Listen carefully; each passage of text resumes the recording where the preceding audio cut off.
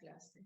Bueno, nosotros habíamos quedado en nuestra parte, Filipenses capítulo 2, nos quedaba ver un pedacito, la última parte del 18, del 16 en adelante me parece, 17 y 18 nos quedaba, ¿no? Bueno, pero vamos a leer desde un poquito más arriba, vamos a leer desde capítulo 2, versículo 14, como para contextualizarnos, y vamos a seguir leyendo, bueno, hasta el 24 capaz, no sé, vamos a ver. Vamos a ver si podemos llegar hoy al 24, porque igual no es tanto. Bueno, dice a partir del 14, dice, háganlo todos sin quejas ni contiendas, para que sean irreprochables y puros hijos de Dios sin culpa, en medio de una generación torcida y depravada. En ella ustedes brillan como estrellas en el firmamento, manteniendo en alto la palabra de vida. Así en el día de Cristo me sentiré satisfecho de no haber trabajado en vano. Y aunque mi vida fuera derramada sobre el sacrificio y el servicio que proceden de su fe, me alegro y comparto con todos ustedes mi alegría. Así también ustedes alégrense y compartan su alegría conmigo. Vamos a seguir un poquito más. El 19 dice, espero en el Señor Jesús enviarle pronto a Timoteo para que también yo cobre ánimo al recibir noticias de ustedes. No tengo a nadie más como él que se preocupe de veras por el bienestar de ustedes, pues todos los demás buscan sus propios intereses y no los de Jesucristo. Pero ustedes conocen bien la entereza y el carácter de Timoteo, que ha servido conmigo en la obra del Evangelio como un hijo junto a su padre. Así que espero enviárselos tan pronto como se aclaren mis asuntos, y confío que en el Señor mismo yo iré pronto. Bueno, nosotros habíamos hablado acerca, ¿no?, de todo esto, de hacer las cosas sin quejas. Esa parte ya la habíamos visto, ¿no? De no servir de mala gana al Señor, ¿no? Sino sabiendo a quién nosotros estamos sirviendo, porque ese es el verdadero servicio. Bienvenida Andrea, bienvenida Blanquita Páez. Bueno, entonces, acá Pablo sigue diciendo, ¿no?, que esto también lo habíamos visto, que ustedes brillan como estrellas en el firmamento, y habíamos visto que en medio de un mundo de tantos... Hola, mi amor, ¿cómo estás, Blanquita? Vine de comprar. Bien, ¿me compraste algo? Esto lo corto después. Bueno, No. Va, Blanquita. Bueno, entonces estábamos diciendo que en medio de un mundo de tanta oscuridad, cuando nosotros realmente representamos a Cristo con nuestra vida y con nuestro carácter, no con nuestra religiosidad, porque eso no representa a Cristo. Lo que representa a Cristo es la vida y el carácter que brota de nosotros, ¿no? Y habíamos hablado, ¿cuál es el carácter de Cristo? El carácter de Cristo está plasmado en la Biblia con el fruto del Espíritu, ¿no?, que dice amor, gozo, paz, paciencia, bondad. Esas son las virtudes de Cristo que tenemos nosotros, en nosotros por medio del Espíritu Santo. Y nosotros alumbramos, lo tenés, Blanquita. De hecho, todos lo tenemos que empezar a dejar que se manifieste en nuestra vida plenamente, ¿no es cierto? Y ahí nosotros alumbramos en el medio de las tinieblas. Ahí es donde donde la gente se acerca a nosotros sabiendo que cuando nosotros hablamos lo hacemos en amor, lo hacemos con sabiduría, lo hacemos como personas íntegras. Entonces eso es atractivo. Eso era lo atractivo de Jesús en su época de tanta oscuridad. ¿Por qué se le acercaban tanto los pecadores? Porque Jesús, aún siendo Dios, no se comportaba como si fuera el que tenía la chapa y los miraba desde arriba como los fariseos. Él se bajó a nosotros y comía con ellos, estaba con ellos, los abrazaba, los amaba de manera genuina, y es lo que nos pide a nosotros. Dentro de la iglesia de Jesucristo, la verdadera iglesia de Jesucristo, no hay súper espirituales. Somos todos miembros los unos de los otros, nos tenemos que amar en humildad, porque hoy hablábamos también y siempre sacamos el tema nosotros a veces en la radio, ¿no?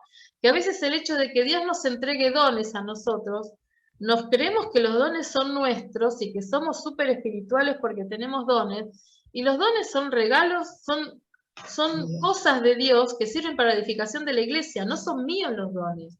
Entonces, qué estupidez es jactarme como si eso fuera mío. Es una tontería, ¿sí?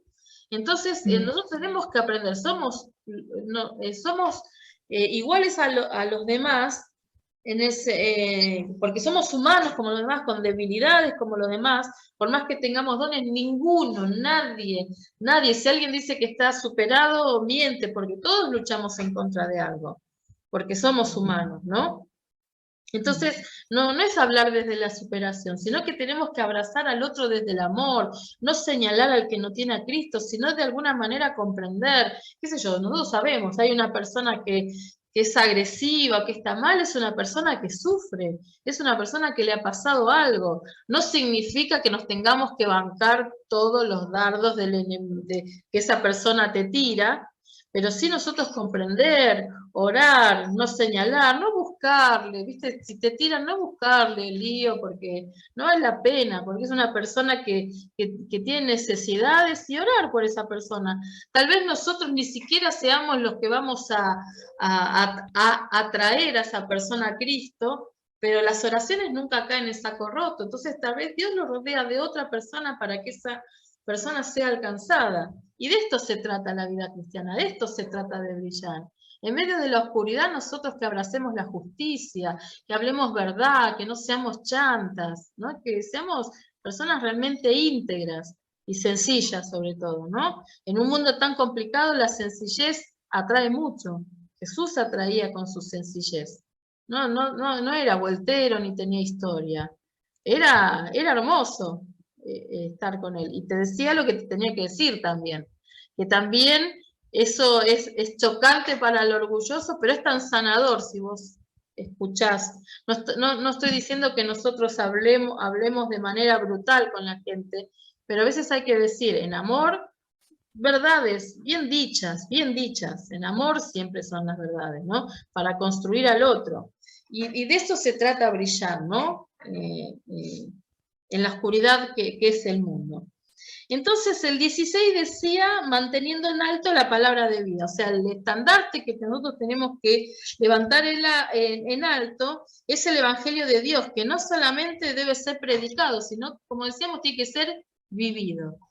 No hay mejor estandarte que la vida cristiana vivida de manera genuina, ¿sí? Bueno, sigue diciendo acá. Dice, la segunda parte, dice, manteniendo alto la palabra de vida, así, en el día de Cristo, me sentiré satisfecho de no haber corrido ni trabajado en vano. Pablo compara su vida ministerial, su vida cristiana, como si fuera una carrera. Y nosotros habíamos hablado, no se trata de una carrera de velocidad, se trata de una carrera de perseverancia, ¿no? De cada uno camina a su ritmo, porque todos tenemos distintos ritmos de caminar hacia la meta que es Jesucristo, pero ser perseverantes en ese ritmo, con paso firme, correr la carrera. Y entonces Pablo dice, si ustedes hacen estas cosas que venía diciendo, si ustedes viven este evangelio, ustedes brillan, así como yo les estoy en este momento enseñando, sugiriendo. Durante tantos años habíamos dicho, ¿no?, que esta iglesia fue plantada hacía 10 años atrás. Pablo escribe esta carta 10 años después de haber plantado la iglesia y todavía seguía esa comunión y ese amor que él tenía con esa iglesia. Y entonces decía, si ustedes siguen todas estas cosas que les vengo diciendo, de ser humildes como Cristo, de dejar las cosas de lado y de humillarse como Jesús lo hizo, entonces yo, en el día que el Señor venga, voy a sentir orgullo de ustedes. Porque Pablo tuvo que pasar por un montón de cosas para predicar el Evangelio, ¿no?, para sostener las iglesias, que nosotros no estamos enterados de todo lo que pasó. Pablo, cuando vos lees la Biblia, que tuvo que aguantarse persecuciones, en este caso cárcel, solamente por predicar el Evangelio, no es que era un asesino ni nada por el estilo, ¿no? Tuvo que bancarse cárceles, tuvo que bancarse que lo señalen, que lo juzguen, porque a él no le creían, incluso los 12 de Jesucristo también no les caía muy bien Pablo, ¿no? Por eso Pablo todo el tiempo está hablando de que él es apóstol, porque en la Biblia el apóstol era aquel que había sido elegido por Cristo y había vivido al lado de Cristo de manera presencial. Y nosotros sabemos que Pablo es bastante más chico que los apóstoles, porque cuando lo estaban matando a Esteban, ahí aparece en Hechos a Saulo chiquito sosteniendo las ropas de Esteban mientras lo mataban, ¿no? Y Pablo dice que es apóstol porque él se encontró con Jesucristo camino a Damasco. El apostolado lo defiende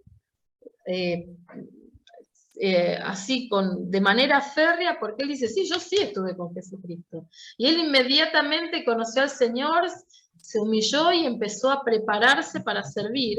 Y entonces Pablo dice, he pasado por tantas cosas, pero si en el día de Jesucristo ustedes con los que yo he trabajado tanto iluminan, fueron luminares del mundo, valió totalmente la pena todos los sufrimientos que yo haya tenido, ¿no? Y eso es lo lindo de cuando uno trabaja con gente, ver, hay mucha gente que se va, que no entiende, que no comprende, bueno, cada uno tiene sus tiempos, no están nosotros, sí nos ponemos mal cuando alguien se va de Cristo, pero no nos podemos, bueno, sí, igual nos preocupamos, ¿no? Pero qué lindo que es cuando vos ves que esa persona va creciendo y va creciendo, y el Señor la va poniendo en distintos lugares de servicio, y cuando ves que esa persona ganó su primer persona para Cristo que la trae a la iglesia, vos decís, bueno, todo lo que lloré, lo que sufrí, lo que aguanté, los llamados, las oraciones o los abrazos, porque uno también se angustia un poco con al que está ayudando, ¿no? Porque vos decís, querés hacer algo y a veces no se puede, y uno ora y a veces hay días que está angustiado y que no duerme porque la persona que vos estás cuidando está con problemas, pero cuando esa persona surge y tiene victoria, vos decís, ay, valió la pena todas las noches que me desvelé, valió la pena el haberme preocupado, y eso es tan grato, y Pablo está diciendo justamente esto, dice, yo voy a ser el hombre más orgulloso cuando yo los vea a ustedes que se iluminen y lleguen el Señor, y yo orgulloso voy a decir, yo planté esa iglesia, esta gente se levantó, o sea, valió la pena todo lo que pasé. Y en este caso el orgullo está bien, porque nosotros a veces hablamos, ¿no?, que el orgullo es malo. El orgullo es malo cuando nos autoexaltamos con cosas que no tienen nada que ver, pero estar orgulloso de tus hijos, de tu gente, de la gente que se levanta, es maravilloso y está muy bien. Dice, y sigue diciendo el 17, y aunque mi vida fuera derramada, vos tenés, Teresa, ¿alguien tiene la nueva, no, la Reina Valera? ¿Está leyendo con Reina Valera? ¿Qué dice? Tengo. ¿Qué dice el 17? Y aunque sea derramado en libación sobre el sacrificio y servicio de vuestra fe, me gozo y regocijo con todos vosotros. Bueno, ahí habla de la libación. La libación es una ofrenda que se hacía en el Antiguo Testamento. No solamente la hacían los hijos de Dios, sino otros pueblos paganos también usaban la libación, que es una ofrenda líquida, y siempre tiene que ver con el agradecimiento. Por ejemplo, si tenían una cosecha de vides, cuando hacían el vino, el primer vino, una parte tomaban ellos y la otra parte era derramada al lado del altar, ¿sí? Como ofreciendo a Dios, dando las primicias y la gratitud por eso. Entonces, a veces la libación era de vino o de leche o de grasa. La grasa también a veces de los carneros se fundía y se derramaba también, o aceites, pero siempre tenía que ver con el agradecimiento. Y Pablo acá hace una comparación muy linda, que está diciendo, aunque mi vida fuera derramada, aunque mi vida fuera deshecha, ¿no? Dice, sobre el sacrificio y servicio que procede de su fe. Aunque acá Pablo, lo que está hablando, él está en prisión y está esperando una sentencia. Todavía no se sabe si lo van a matar o va a salir libre. Bueno, de hecho les adelanto, de esta salió libre, después de otras no, ¿no?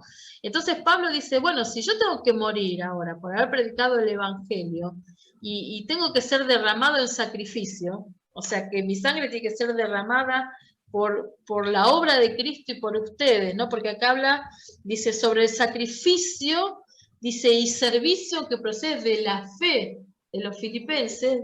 Pablo dice algo loco, dice, yo me alegro, o sea, Pablo estaba tan enfocado en el llamamiento que él tenía, y estaba tan enfocado en agradarle a Dios, porque a él no le importaba agradarle a nadie más que a Dios. Y está visto en la clase de vida que él tuvo. Él tenía su mirada puesta en Jesús, sí o sí, estaba fijo ahí. Entonces dice, si Dios decide que viva, está bárbaro. Pero si yo tengo que ser derramado en sacrificio por haber predicado el Evangelio, apoyado en la fe preciosa que tienen ustedes, yo lo hago con alegría. Pues sí, qué tremendo, ¿no? Qué tremendo hombre de Dios, ¿no? Por eso Dios lo usó de una manera tan extrema, porque para Pablo el amor de él hacia Dios no tenía límites, no los tenía. Y eso era lo maravilloso. Por eso fue uno de los grandes personajes de la Biblia, que nos da ejemplo a nosotros de cómo es un siervo íntegro y maduro, ¿no es cierto? Si bien no todos somos llamados a ser Pablo, sí todos somos llamados a ser íntegros, ¿sí? Y Pablo es un ejemplo excepcional de madurez y de entrega. Y eso es lo que a nosotros nos llena el corazón, ¿no es cierto? Por eso yo lo amo tanto, Blanca, perdóname. ¿Viste? Pablo es Pablo. Bueno. No, porque a ella le gusta Pedro.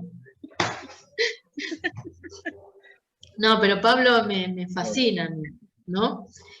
Porque estábamos hablando, esta carta, cuando nosotros empezamos el curso dijimos que es la carta del gozo, es la carta de la alegría.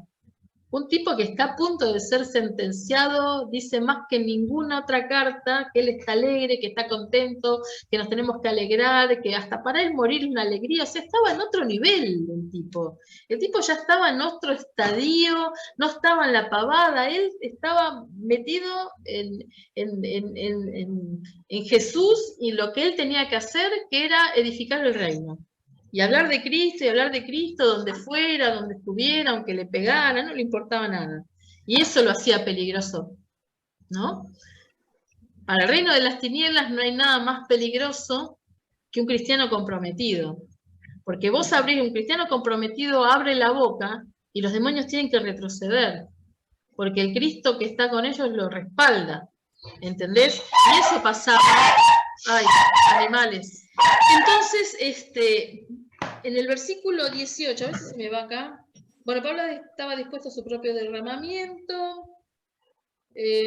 Significaba que a Dios le había placido usarlo. Eso a Pablo lo emocionaba.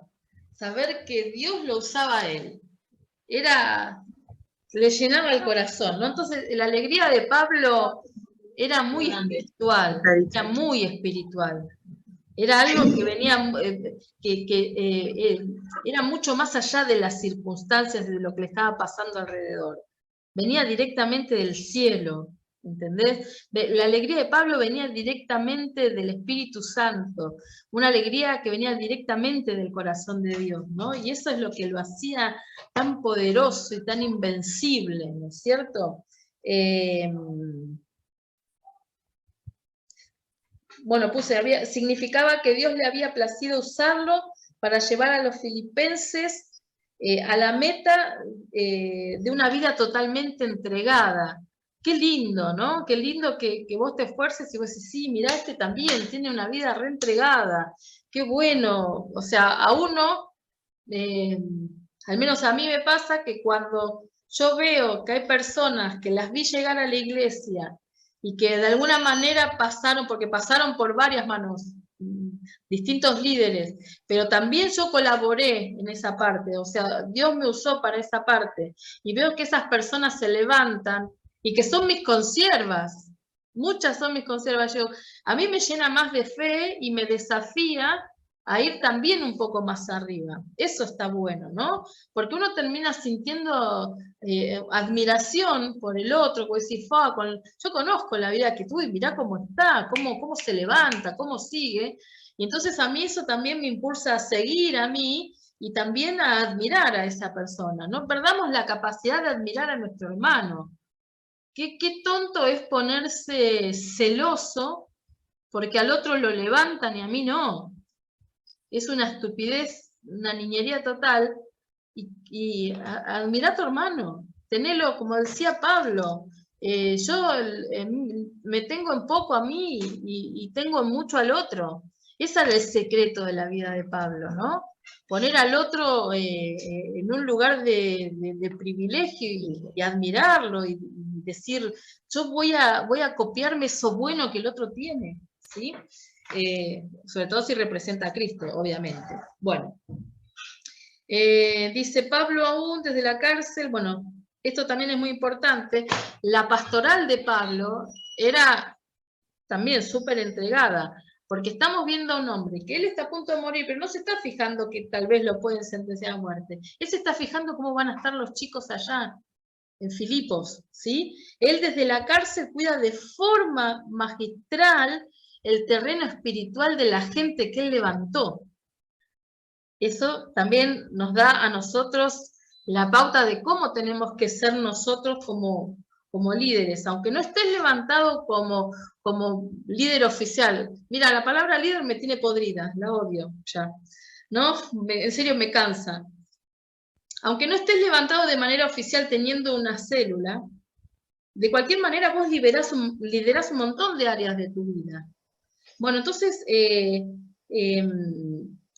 de eso se trata, ¿no? De copiar a los grandes, bueno, nuestro modelo Jesucristo, ¿no? Pero tomar ejemplo de los grandes hombres de Dios para nosotros también liderar en las distintas áreas de nuestras vidas con la integridad y con la pastoral, ¿no? Con el cuidado, como por ejemplo Pablo estaba teniendo. Pablo se interesó en las noticias. Mira, es muy interesante lo que dice, porque vamos a ir al 19, mira. Parece que habla otra cosa, pero dice, espero en el Señor Jesús enviarles pronto a Timoteo. Timoteo era su hombre de confianza, ¿sí? Era el hombre que él ponía todas las fichas porque, de hecho, Timoteo demostró ser tan íntegro como Pablo. Timoteo era un muchacho, decía, es un joven, pero no improvisado. Él tenía una excelente relación con Dios y era un hombre que estaba forjado en el quebranto también. Él tuvo que pasar por un montón de pruebas y situaciones antes de ser levantado. Por eso Pablo, si ustedes leen la carta de Timoteo, dice, nadie tenga en poco tu juventud. Cuando hablamos que joven no tenía 20 ni 15, tenía entre 35 y 40 años. Era un hombre maduro, ¿no?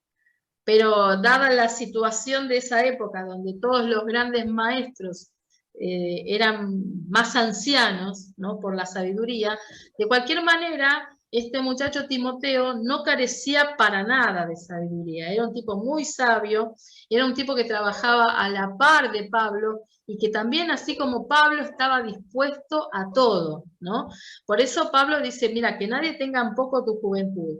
Y entonces Pablo elige, ¿no? Y les habla a los filipenses. Recuerden que esto es una carta que les va a enviar a Timoteo, no tanto para que los de Filipos sepan cómo él está, sino porque Pablo quiere saber cómo están los filipenses.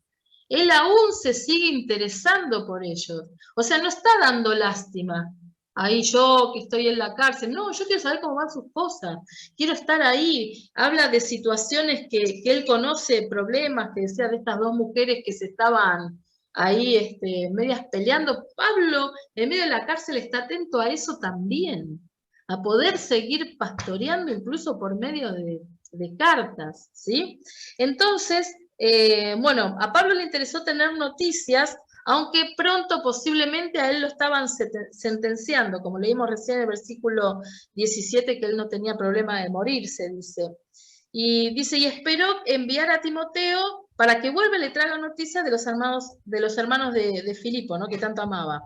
Y es muy interesante cuando nosotros leemos estas cosas, que Pablo les habla, quiere tener noticias, quiere que vaya y venga, ¿no? Y estamos viendo a un Pablo que tiene esperanza, que a él le parece que Dios va a dejar que viva, ¿no?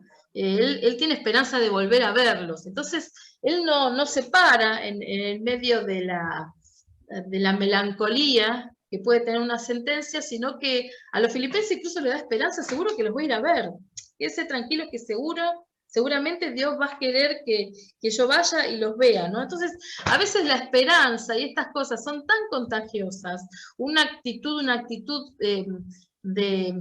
de gozo de parte del líder, una actitud bueno, en este caso de esperanza, de despego de las cosas materiales, Pablo tenía esa pasión por Cristo que era tan contagiosa, ¿no? Y eso animaba a los filipenses. Habíamos hablado acerca de los filipenses, que ellos estaban atravesando también una crisis al no tener a Pablo. Por eso Pablo les venía diciendo, mirá, más ahora que no estoy yo ahí con ustedes, tienen que ser más obedientes que nunca, ¿no?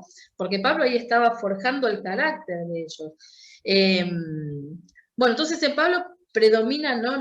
esa esperanza que abrigaba y que estaba completamente y humildemente sujeto al único Señor que servía, que era Jesucristo, ¿sí? Y eso también llenaba a los filipenses de esperanza, ¿no? Bueno, Pablo, acá vemos que da un par de palos, en el versículo 20, dice, no tengo a nadie más como él. Pablo es muy claro, ¿no?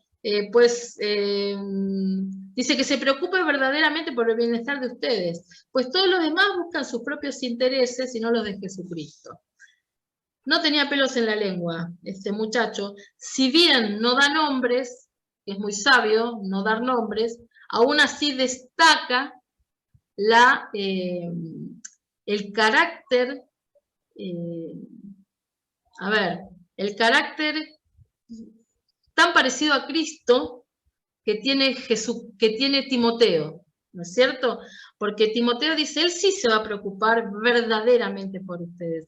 Entonces acá vemos a un Pablo que es tan pastoral que él busca una persona que ame a su gente como él la ama, para que la siga cuidando. Y para dejar a los filipenses tranquilos de que él no va a mandar a cualquiera, va a mandar a alguien que también los abrigue como Pablo los abrigó.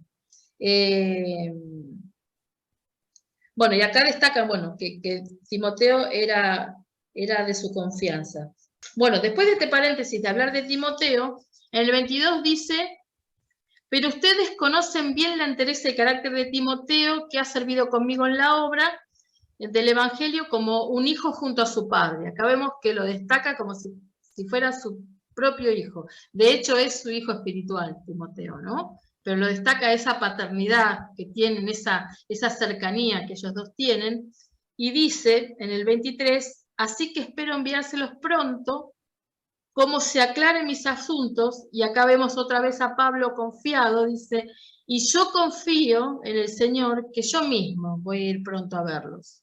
De hecho, Pablo acá no murió, no fue sentenciado, no me acuerdo si pudiera verlo o no a los filipenses, después les voy a aclarar eso. Pero vemos acá a un Pablo que, bueno, después de haber exaltado con gratitud las virtudes de Timoteo, en vez de hablarle de manera negativa acerca de su sentencia, volvemos de nuevo, él dice, seguramente yo me voy a encontrar con ustedes. Vamos a ver hasta ahí hoy. Cosas para destacar de esta parte del estudio. Primeramente, el ejemplo de Pablo, el ejemplo de servicio que él tiene, que no tiene lugar para las cosas infantiles, como son los celos por el otro, o alguna de esas cositas que a veces nos suelen suceder, sino que es un hombre enfocado en lo que Dios le mandó a hacer a él. Cuando vos te enfocás en lo que Dios te manda a hacer a vos, no estás mirando lo que hacen los de alrededor. Y entonces vos crecés con sanidad. Y esa es una de las cosas muy importantes que nosotros siempre tenemos que aprender. Otra de las cosas es que cuando vos sos así de íntegro, hagas lo que hagas, en el lugar que estés, dentro del ámbito de la iglesia, Dios te respalda, hay poder en eso, hay poder de parte de Dios para las personas que se enfocan en su trabajo y en lo que tienen que hacer. También hay poder en las personas que no pierden la pasión por Cristo y que sirven con gozo lo que están haciendo. Acá Pablo no es un hombre que está sirviendo de mala gana, no obedece de mala gana, él obedece con todo gusto, aunque sea morir. ¿Cuánto tenemos que aprender de Pablo? ¿No? Que vos fijate, Pablo tiene la misma actitud que tuvo Jesucristo, ¿sí? Que leíamos en Filipenses 2, que él se humilló a sí mismo y murió muerte de cruz, ¿sí? Y Pablo tiene exactamente la misma visión que Jesucristo, el mismo carácter, porque él no tiene problemas de morir a causa del Evangelio y por eso es un hombre tan poderoso. Así que, bueno,